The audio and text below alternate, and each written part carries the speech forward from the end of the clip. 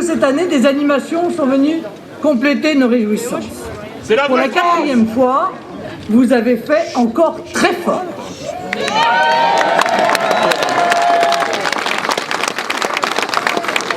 Je vous vois très nombreux dans ce village, certes petit par la taille, mais dorénavant grand par le nom. Un petit village qui impressionne la ville, la France entière. Un petit village qui, à vous voir tous rassemblés, est peuplé d'irréductibles Français qui résistent encore et toujours à la ruine de leur pays.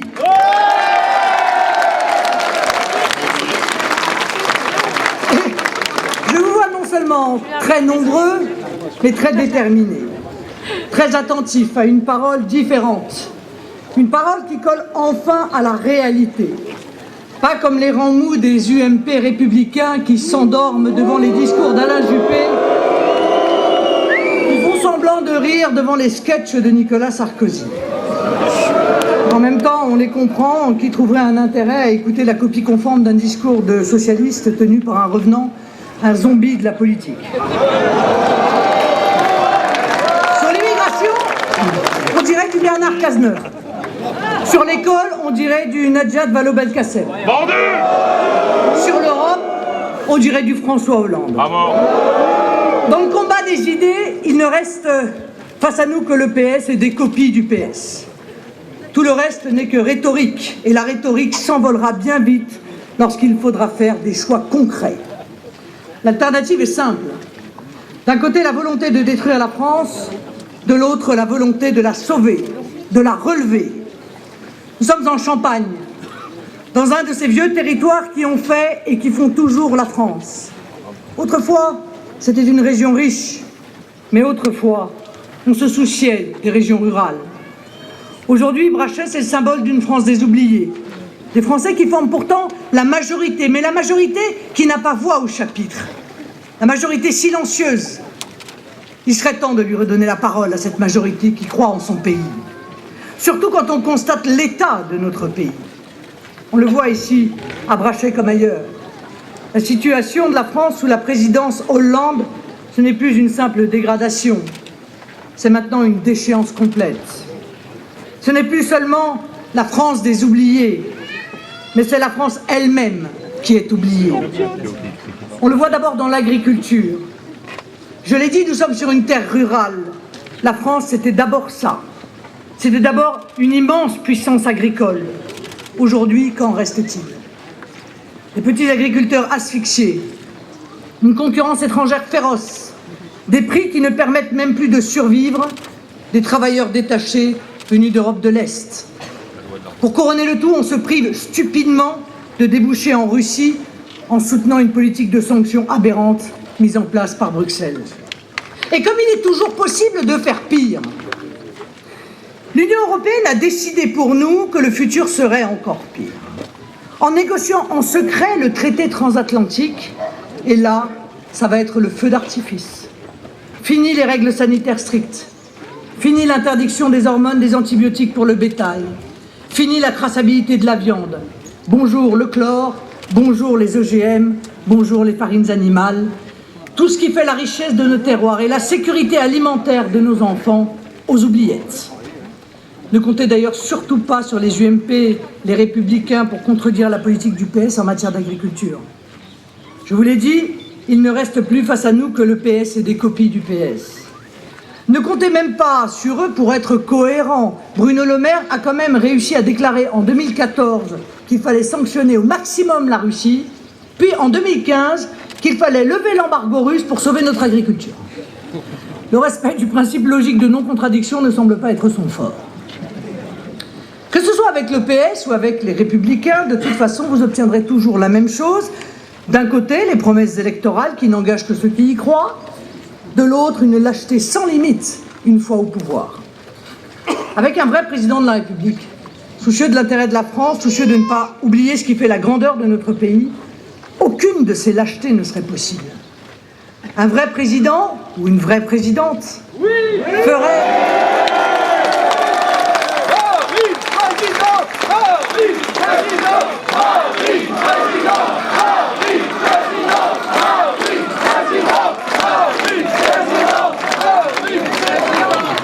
ferait les choses ainsi. D'abord, on annule immédiatement les sanctions contre la Russie. Ah là, évidemment, vous imaginez que l'Union européenne n'est pas du tout contente, et elle le fait savoir. Un président faible cédera tout de suite au chantage. Mais nous n'avons pas l'intention de nous laisser dicter notre politique. Alors on continue. On arrête de participer aux négociations du traité transatlantique. Ah, là, les commissaires de Bruxelles voient rouge. Mais nous ne sommes pas là pour faire plaisir aux commissaires de Bruxelles. Donc on continue encore. On abroge la directive détachement des travailleurs pour ne plus voir des Roumains sous-payés travailler dans des abattoirs en Bretagne ou dans les meetings PS de La Rochelle, d'ailleurs.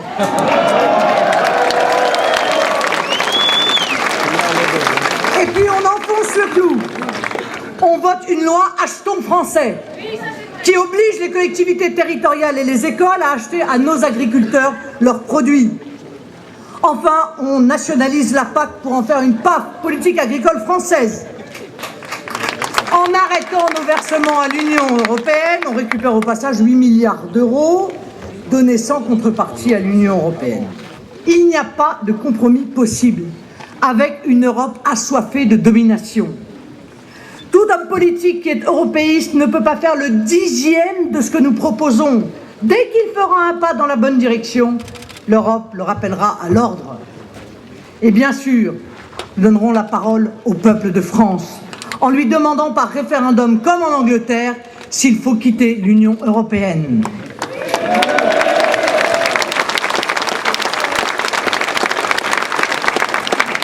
L'oubli de ce qui fait la France, ce n'est pas seulement dans l'agriculture, c'est aussi dans les services publics. Prenez la SNCF. L'Europe nous a imposé de démanteler la SNCF au nom de leur sacro-sainte concurrence soi-disant libre et non faussée. Et comme les européistes ne peuvent pas dire non à leurs supérieurs, ils ont obéi aux ordres sans broncher. Pour sauver la face, M. Macron est venu nous expliquer que l'autocar serait le transport de l'avenir. Nous ne croyons pas au dogme de l'Union européenne. Nous ne sommes pas effrayés par ces menaces. Si elles nous menacent, nous lui ferons voir que rien ne peut entraver la souveraineté nationale. Alors il n'est pas difficile d'expliquer pourquoi nous appliquerons notre projet pour la France. Tout simplement parce que nous affichons la couleur. Nous ne mentons pas sur notre allégeance. Nous devons allégeance au peuple français et à lui seul.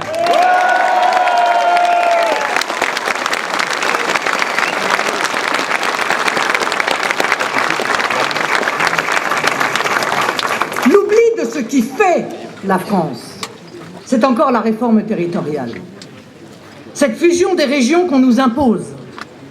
Le PS recrée de grandes baronnies distantes et froides, dotées quand même d'un nombre considérable d'élus.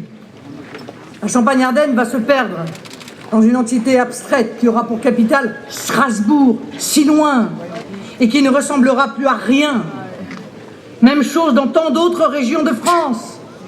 Des villages comme Brachet seront encore davantage délaissés par les pouvoirs publics, tout comme les villes moyennes. Les préfectures qui disparaîtront, les services publics qui seront concentrés sur quelques grandes métropoles. Et tout cela sans aucune économie. Au contraire, on dépensera même davantage.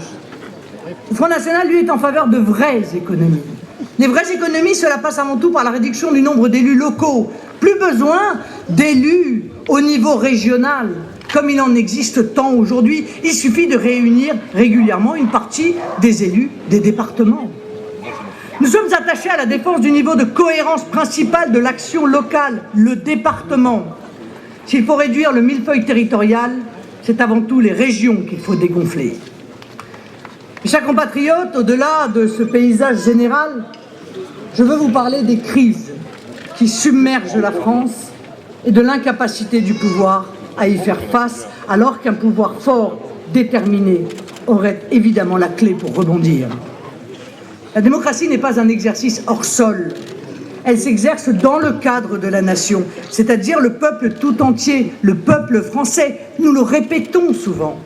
La raison pour laquelle il n'y a pas de démocratie possible au niveau de l'Union européenne, c'est parce qu'il n'y a pas de peuple européen. Le vice apparaît, hélas, lorsque les représentants du peuple français n'exécutent plus la volonté du peuple français, mais une autre volonté. Or, il apparaît de plus en plus évident. au fil des années, que le pouvoir, censé représenter le peuple et agir en son nom, oublie tout bonnement les Français. Et je suis bien bonne d'employer ce terme d'oubli, car la réalité est sans doute plus intolérable encore.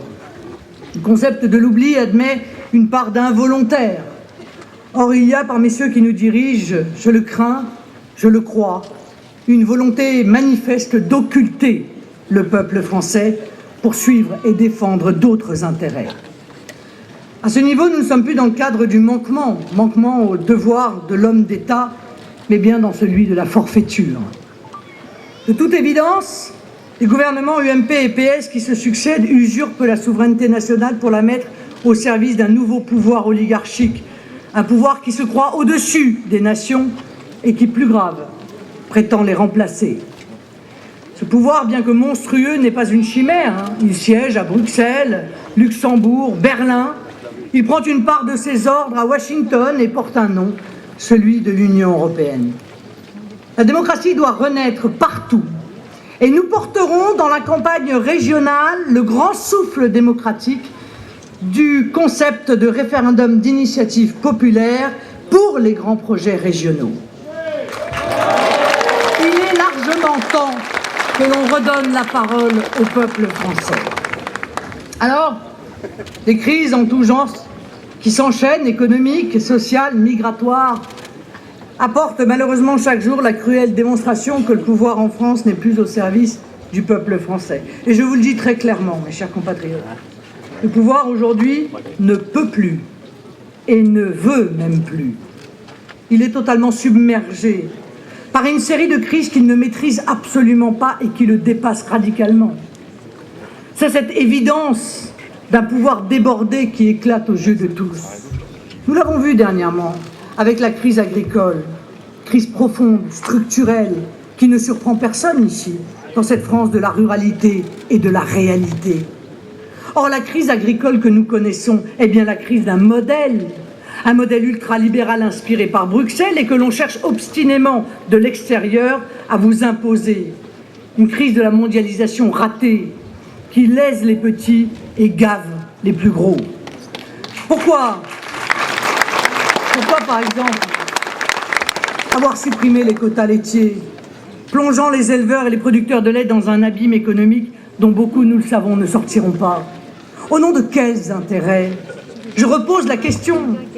Si nous étions encore un pays souverain, nous aurions pu dire non à cette mesure contraire à nos intérêts nationaux et qui induit le triomphe d'un seul modèle, celui de la productivité intensive. Les Allemands ont fait le choix des fermes géantes, lesquelles tournent à moindre coût grâce aux travailleurs détachés en provenance d'Europe de l'Est. C'est leur choix. Mais au nom de quoi? Ce modèle intensif, mauvais pour l'environnement, nocif pour les bêtes et la qualité du lait, odieux socialement car mettant en concurrence les travailleurs de chez nous et les travailleurs pauvres venus d'ailleurs, au nom de quoi ce modèle devrait-il nous être imposé?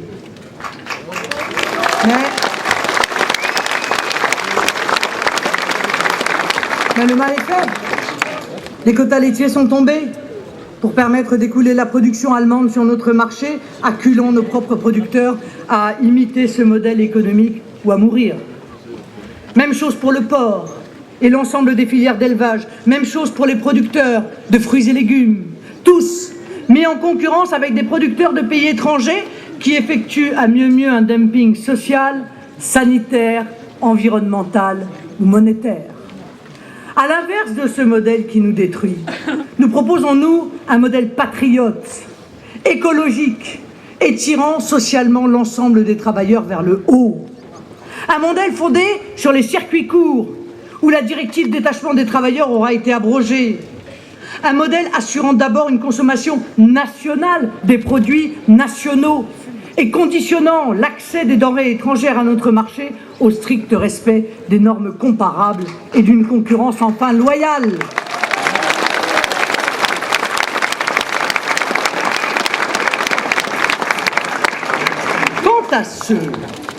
Quant à ceux qui veulent culpabiliser les agriculteurs en les obligeant à baiser les pieds de Bruxelles pour les subventions qu'ils reçoivent, que chacun comprenne bien que ces euros viennent de nos poches Dirait-on merci aux voleurs qui nous rendraient une partie de notre argent? Non. Eh bien, l'Union européenne, c'est pareil.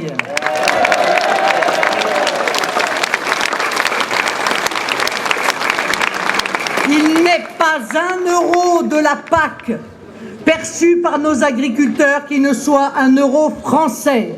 Je veux donc une politique agricole nationale française.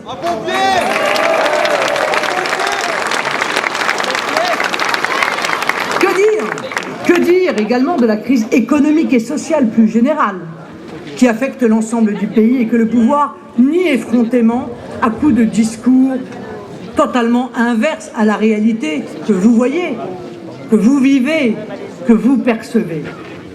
Là aussi, le pouvoir est dépassé, submergé, il est noyé.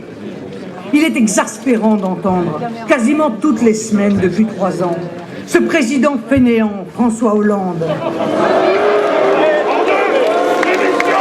annoncer sur un ton lénifiant le retour de la croissance, alors que les chiffres du dernier trimestre sont là. La croissance n'existe pas. La croissance est à 0. C'est ça la réalité économique de notre pays. Même chose sur le chômage, qui malgré le bidonnage assumé d'ailleurs, maintenant ils assument le bidonnage des statistiques, malgré le flot d'emplois aidés très coûteux déversés sur notre économie, continue évidemment d'augmenter ce chômage. Et comment pourrait-il en être autrement ? Avec un pouvoir qui refuse de mener une politique simplement conforme à nos intérêts. Or, très clairement, nos intérêts économiques nous commandent de sortir des carcans de l'Union européenne et de retrouver les armes pour se battre loyalement dans la mondialisation.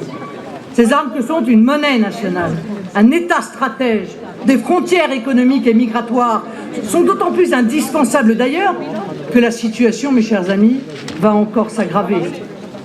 La crise chinoise, dont personne ne parle en France, mais qui n'en est pas moins réelle, annonce encore des lendemains difficiles. Il est incontestable que la réaffirmation d'une indépendance nationale va de pair avec la réaffirmation de l'économie réelle sur l'économie virtuelle, celle de la grande finance et des spéculations en tout genre. Or, pour l'heure, nous n'avons plus la main sur notre économie.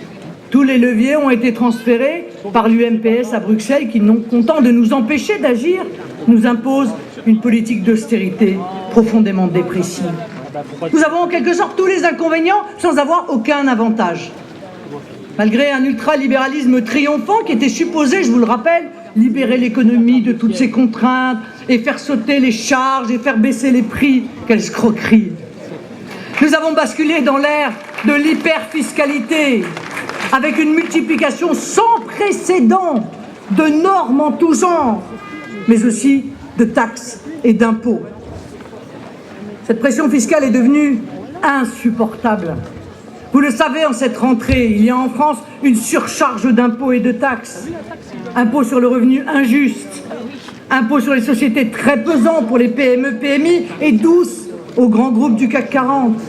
TVA de plus en plus lourde, impôts locaux qui ne cessent de gonfler.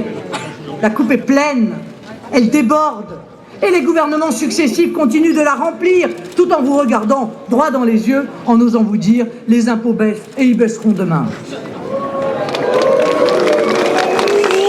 Voilà, le bilan économique UMPS, un marché totalement ouvert, exposant tous nos producteurs à une concurrence déloyale internationale, un effondrement de notre industrie par la faute notamment d'une monnaie inadaptée, une contraction de notre économie et une augmentation tout aussi logique des taxes et des impôts pour compenser, sans y parvenir, des pertes qui se chiffrent maintenant en centaines de milliards d'euros. Au final, des salaires gelés et des retraites de misère. Des fins de mois qui commencent toujours plus tôt, de la pauvreté, de la misère à chaque coin de rue. Voyez la Grèce. Elle est l'aboutissement de cette politique stupide de l'euro à tout prix et des dogmes de l'Union européenne. Que ne tire-t-on pas dès à présent les leçons de cette crise grecque? Elle a pourtant définitivement ruiné toute foi en l'euro, monnaie qui interdit en même temps la démocratie et la prospérité. Vous savez, j'ai entendu, moi, la déclaration de l'ancien ministre des Finances grec, M. Varoufakis, qui a dit « L'objectif de la Troïka c'est maintenant de venir s'installer en France. Puisque la France, comme la Grèce, vit sous le joug de l'eurodictature, eh bien, mes amis, il faut s'en libérer. Et je suis très heureuse de constater que les lignes bougent sur l'euro, que des forces se constituent, que des voix s'élèvent pour constituer un barrage contre l'euro et ses conséquences, au-delà même du Front National. Et puis, mes chers compatriotes, il y a une autre crise, très grave, qui prend chaque jour de l'ampleur, la déferlante migratoire. Ils ne vous le disent pas et pourtant, c'est la réalité. La situation de l'immigration est aujourd'hui en France totalement hors contrôle. L'immigration était déjà gigantesque. On se souvient du quinquennat de Nicolas Sarkozy qui accueillit légalement, rien que légalement, 1 million d'étrangers supplémentaires. Record de la Ve République. On se souvient que sous son mandat, les demandes d'asile avaient déjà bondi de 85% en 5 ans. Mais la vague n'était alors qu'en formation. Tout a été fait pendant ce mandat Sarkozy et tout a été continué pendant celui de François Hollande pour que cette vague grossisse, prenne du corps, se nourrisse de leur complaisance et déferle aujourd'hui à pleine vitesse sur notre pays. Vous connaissez la situation, vous la vivez partout, même ici en Haute-Marne, contrairement à ce que croient les fins observateurs qui n'observent jamais rien finement et qui ne quittent jamais les limites des arrondissements les plus chics de Paris, car partout, cette déferlante est là. Ce sont ces chiffres de l'immigration légale qui restent accrochés au sommet historique de 200 000 nouvelles entrées par an. Ce sont ces campements de Rome, dont étrangement plus personne ne parle jamais, alors qu'ils font aujourd'hui partie de notre paysage, un paysage où l'on accepte l'enracinement de bidonvilles indignes et de la délinquance nomade étrangère. Ce sont les clandestins, ces fameux migrants, terme flou qu'on nous impose maintenant pour mieux cacher sous les fumées du politiquement correct une situation qui n'est pas gérée et encore moins anticipée. C'est sur la ville de Calais que se cristallise la question de ces clandestins. Là-bas, c'est le chaos. Et que répond la maire UMP de Calais face à ce chaos? Elle dit: ça peut être une richesse culturelle exceptionnelle. Vendu! Et les Calaisiens pourront s'enrichir encore plus de ces populations migrantes. Eh bien, moi je compte bien, si je gagne la région, tout entreprendre pour régler la situation, figurez-vous.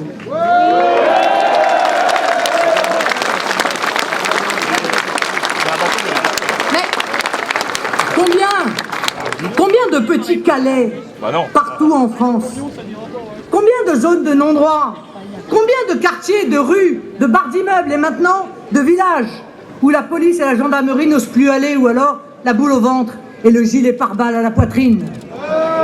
Mais, mes chers amis, s'ils tolèrent Calais, c'est que la marge de dégradation de la situation partout en France est encore immense.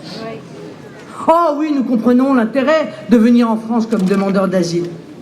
Vous y bénéficiez des règles ultra favorables imposées par les directives européennes et acceptées par les partis au pouvoir depuis des années. D'abord le logement gratuit, bien sûr, dans un centre d'accueil ou à l'hôtel. Certains même saccagent les hôtels quand ils ne les trouvent pas suffisamment luxueux à leur goût. Mais aussi les soins gratuits grâce à l'aide médicale d'État, créée par Lionel Jospin, sanctuarisée par Nicolas Sarkozy et poursuivie par François Hollande et Manuel Valls. Pendant ce temps, combien de nos vieux, dans nos villages, dans nos quartiers, qui ne se soignent plus correctement, faute de moyens? Combien de familles françaises où on ne se soigne pas correctement les dents ou les yeux parce que cela coûte cher et que c'est très mal remboursé? Combien souffriront demain quand les attelles et les fauteuils roulants seront déremboursés par la sécurité sociale comme a osé l'imaginer le gouvernement? Cerise sur le gâteau, quand vous êtes demandeur d'asile en France, c'est automatiquement 11,45 € qui vous tombent chaque jour dans la poche. Et la certitude à 99% de ne jamais être renvoyé, alors même que l'asile vous aura été refusé, puisque seuls 1% des déboutés sont renvoyés dans leur pays. Je n'accepte pas ces injustices. Je n'accepte pas ce désordre. Ce désordre ne fait que des perdants. Les clandestins eux-mêmes, à qui la France n'a plus rien à offrir et qui, embarqués dans les rafiots de fortune des mafias qui les exploitent, meurent par milliers chaque année, noyés dans les eaux de la Méditerranée ou dans les remorques des camions. Français perdants aussi, bien sûr, car ont-ils seulement été une seule fois consultés sur cette politique d'immigration? Ont-ils accepté ce déferlement qui baisse leur salaire, dégrade leur protection sociale, pèse sur nos déficits, accroît l'insécurité? Non, bien sûr, on ne leur a pas demandé leur avis, car ils le connaissent.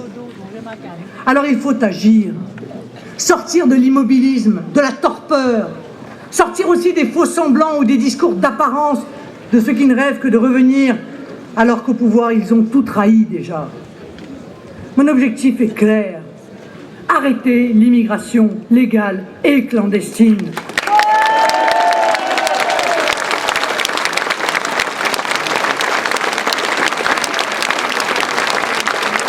Ma méthode est limpide, se donner les moyens de le faire. D'abord, un pays digne de ce nom a des frontières. Il faut donc des frontières nationales à la France. C'est incompatible avec Schengen et l'Union européenne, c'est vrai. Nous choisirons donc la France plutôt que l'Union européenne et Schengen.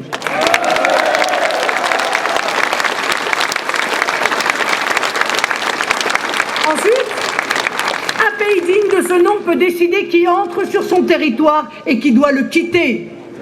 Nous n'accepterons donc plus les directives européennes et les décisions des juges supranationaux. La France sera souveraine chez elle. Sa loi sera souveraine. Ses décisions respectées et appliquées. C'est l'état de droit, c'est la République. La première d'entre elles consistera à renvoyer systématiquement à la frontière les clandestins illégalement présents sur notre sol. Sinon, c'est le chaos, c'est le désordre, c'est la fin de la République.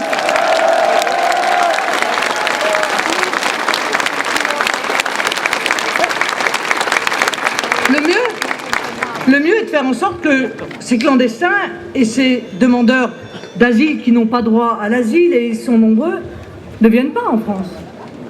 Il faut pour cela supprimer tout ce qui les incite à venir en France. L'aide médicale d'État, bien sûr, fait partie des premiers textes à abroger, comme nous reverrons de fond en comble la procédure de l'asile. La Cour des comptes, comme je vous le disais tout à l'heure, nous apprend que 99% des déboutés du droit d'asile restent en France. Mais c'est inadmissible. Ce chiffre doit être amené à 0.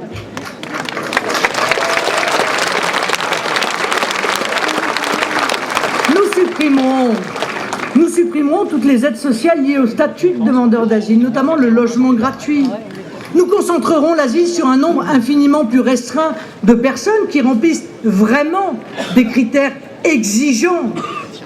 Après tout, par exemple, à des personnages héroïques comme M. Snowden, aujourd'hui pourchassé par son pays, les États-Unis, pour avoir dit la vérité sur l'espionnage de masse conduit par cette nation à l'égard de ses alliés. Il nous faudra agir à la source aussi.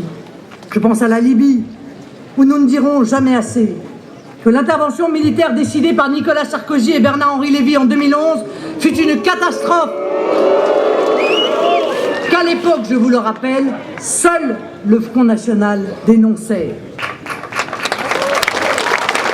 Avec les puissances régionales, en particulier l'Égypte, nous agirons pour réparer cette catastrophe et stabiliser un nouvel État. Et nous ne ferons pas, en politique étrangère, comme le gouvernement français actuel, qui aujourd'hui s'allie à Al-Nosra, c'est-à-dire à Al-Qaïda, pour lutter contre l'État islamique. Mais nous nageons en pleine folie. À cette question, mes chers amis, se mêle indissociablement celle du fondamentalisme islamiste, qui tue et qui violente la France. Oh, je sais, on me rétorque souvent dans les hautes sphères parisiennes, mais non, Madame Le Pen, tout cela n'a rien à voir avec l'immigration. Il est de notoriété publique, en effet, que l'islamisme est tombé un beau matin depuis le ciel et les nuages sur notre pays, sans raison, sans cause, sans origine. La France vient donc de connaître son 5e attentat islamiste depuis le début de l'année. Par chance, celui-ci ne fut pas meurtrier. Les 4 premiers l'ont été. Des personnages héroïques ont su neutraliser le terroriste et sauver la vie de dizaines de passagers du Thalys. Qu'ils en soient remerciés, au nom de tous les Français.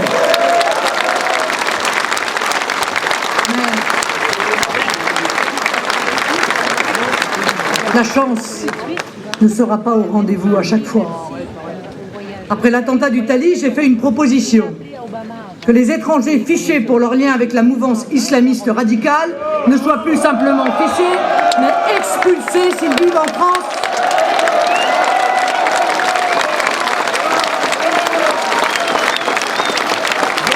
Et dans tous les cas, interdits de territoire français.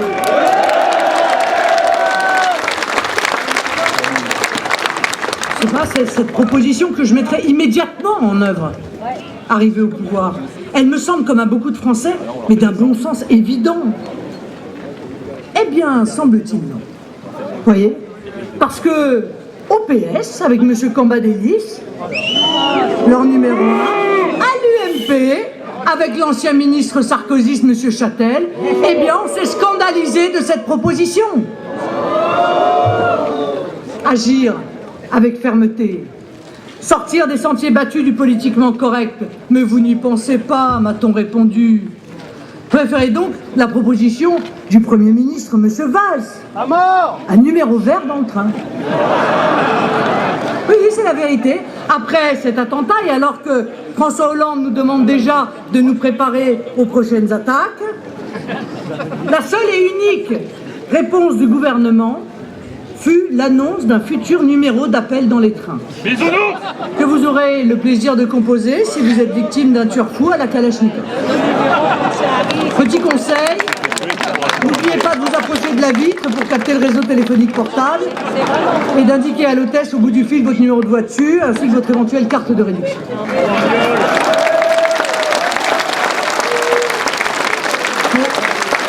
Effectivement, on en rit pour ne pas en pleurer. Alors, je demande encore et toujours de l'action, de la fermeté. Je demande qu'on mette l'islam radical à genoux. Et je le ferai toujours, parce qu'à la différence de ceux qui nous gouvernent, je ne me résignerai jamais à demander aux jeunes Français, comme l'a fait Manuel Valls, de s'habituer à vivre avec le terrorisme islamiste. Oui, expulsons les étrangers islamistes. Fermons les mosquées radicales. Il y en a une centaine en France. Mais enfin, ils l'ont fait en Égypte. Ils l'ont fait en Tunisie. Nous pouvons donc bien le faire. Au passage, nous expulserons les imams étrangers à leur tête. Gelons toute nouvelle construction de mosquées, car de sérieux doutes pèsent sur l'origine des financements, notamment lorsqu'ils viennent de pays étrangers coupables de liens avec le fondamentalisme ou l'État islamique. Redonnons de vrais moyens à notre police, notre gendarmerie, nos douanes, notre armée.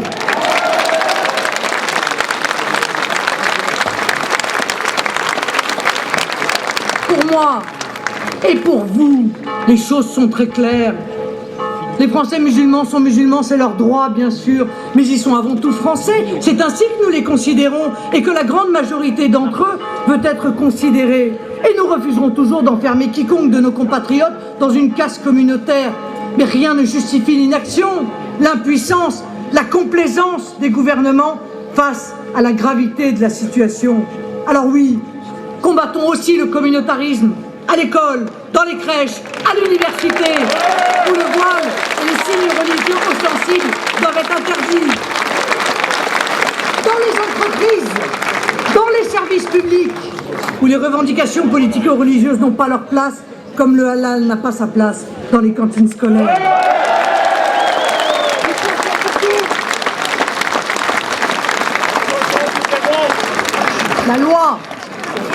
La loi, partout, la loi, tout le temps, la laïcité, partout et tout le temps, notre mode de vie, partout et tout le temps, nos valeurs, partout et tout le temps. C'est notre devise. Et nous ne fléchirons pas devant personne, devant aucune idéologie totalitaire.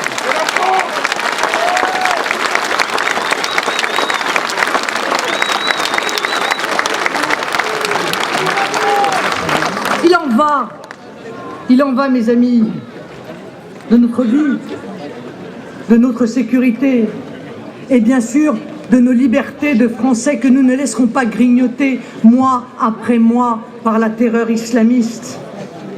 Nous l'avons vu, mes chers compatriotes, la crise du djihadisme, de l'islamisme radical ravage le Moyen-Orient. Elle amplifie une autre crise, celle de l'immigration massive en Europe. Il y a aussi les inquiétantes oscillations de l'économie à partir de la Chine, la dégradation ininterrompue de notre économie nationale. Face à cette conjonction des crises, que font les partis qui se qualifient eux-mêmes de gouvernement? Ils jettent de l'huile sur le feu. Le premier secrétaire du PS prend en otage nos compatriotes musulmans. Il les dit menacés par la lutte que nous préconisons contre l'islamisme radical. Mais au contraire, éradiquer la menace fanatique libérera tous les Français. Mais l'archéo-trotskiste cambadéliste aime à exciter les Français les uns contre les autres. Alors il confond sciemment les étrangers islamistes que je souhaite effectivement mettre dehors, les islamistes binationaux à qui je souhaite retirer la nationalité française. Il les confond avec nos compatriotes musulmans assimilés. Le chômage s'aggrave malgré les tripatouillages de chiffres. Le ministre du Travail se dérobe pour se mettre au chaud. On comprend le pauvre François Rebsamen. Il sait qu'il ne pourra jamais commenter la fameuse inversion de la courbe. Le célèbre retournement de tendance, la mythique reprise imminente qui se transforme chaque mois en recrise permanente. Pour son université d'été, le Parti socialiste emploie donc des travailleurs détachés aux mains. Mais alors que fait le Parti socialiste face à cette situation? Eh bien, il demande à son prestataire de congédier ses salariés. Le PS est donc pour la directive européenne sur le détachement des travailleurs, qu'il soutient à l'Union européenne avec l'UMP, sauf si ça se voit trop. Au cynisme initial se joint la tartufferie. Ce n'est plus le point et la rose, c'est cachez-moi ce point qui a trempé dans le pot de rose. Le Parti socialiste est incapable d'assumer les textes bruxellois qu'il a approuvés. Et ce n'est pas une rentrée socialiste, c'est une rentrée scandaleuse. D'ailleurs, pourquoi ces économies sordides alors que le PS est gavé d'argent public? Mais pour une raison simple, mes chers amis. Parce que les socialistes savent que l'hiver va venir, que les Français vont les chasser, et que c'est nous, patriotes, qui allons les pousser vers la sortie, en commençant par les déloger des conseils régionaux.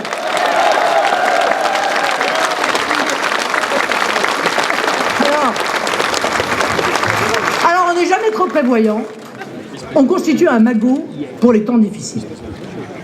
D'ailleurs, le sauf qui peut se généralise, vous avez remarqué. Il faut s'interroger de savoir pourquoi le député socialiste François Brottes quitte le Parlement pour se réfugier dans un poste lucratif à EDF. Parce qu'il reste moins de 2 ans à vivre à cette majorité. Pourquoi la députée socialiste Sandrine Hurel a fait prolonger sa mission pour céder sans élection son siège à sa belle-fille? Parce que dès maintenant, une élection partielle serait une catastrophe pour l'actuelle majorité. La démocratie, c'est bien, sauf quand on risque de perdre, je dis des socialistes. Pourquoi va-t-on modifier la loi pour créer dans les nouvelles grosses régions un nouveau poste rémunéré, celui de président délégué?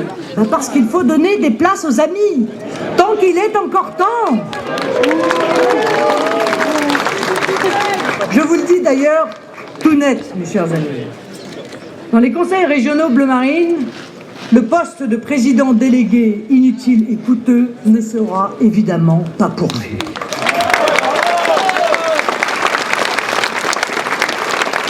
D'ailleurs, nous sommes entre nous et puisqu'on parle reconversion, je me demande si Manuel Valls ne se prépare pas un avenir insoupçonné.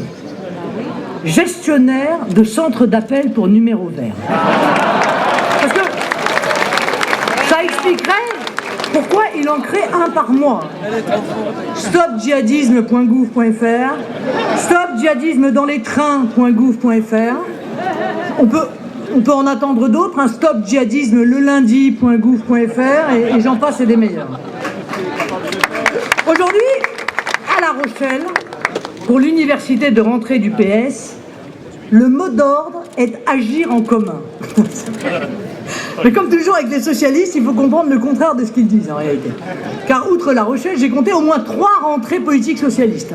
Il y a le Marraine des frondeurs, cette gauche qui aboie haut pour mieux se coucher.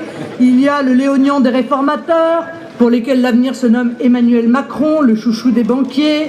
Il y a le Pouliguen, pour les socialistes dont plus personne ne veut, même dans leur propre parti. Et puis il y a François Hollande.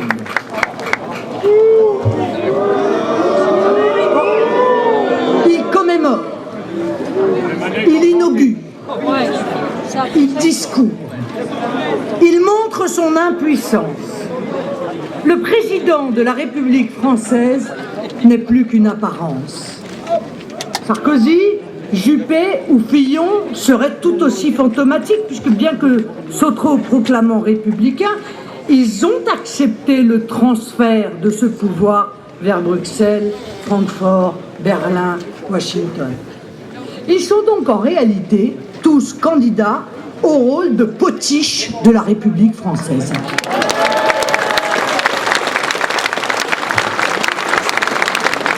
Bon, à la Baule, la semaine prochaine, la rentrée politique de Les Républicains, c'est comme ça que ça se dit. Là, ce sera le bal des hypocrites, les égaux, ils poursuivent leurs petits jeux politiciens, les heurts de leurs ambitions personnelles. Les poignards seront cachés avant que leur primaire déchaîne les passions. Leur passion, c'est la guerre des petits chefs, les guerres des candidats à la présidentielle. Même Nadine Morano voudrait y aller, paraît-il. Ici, au Front National, nous n'avons qu'une seule passion, celle de la France. Oui, mes chers amis, la France vaut mieux que ça. La France vaut mieux que. La France vaut mieux que ces politiciens qui l'entraînent vers sa disparition au sein d'un magma mondialiste, européiste, sans frontières et sans âme. Mieux qu'une nation assaillie par l'immigration, le chômage, la précarité, l'insécurité et l'angoisse. Avec le Front National Rassemblement Bleu Marine, nous disposons ensemble d'un outil pour redresser la nation et restaurer la République. Avec le Front National Rassemblement Bleu Marine, nous disposons d'un outil pour aimer la France et lui montrer. Dès décembre prochain, nous pouvons préparer l'avenir et montrer la voie. Dès décembre prochain, nous pouvons transformer les élections régionales en aurore du renouveau national. Après, il restera 16 mois avant la mère de toutes les élections. Il restera 16 mois pour que le peuple français redevienne maître chez lui. Il restera 16 mois pour que le peuple français redevienne le seul et véritable acteur de son destin. Vive la République, vive la France!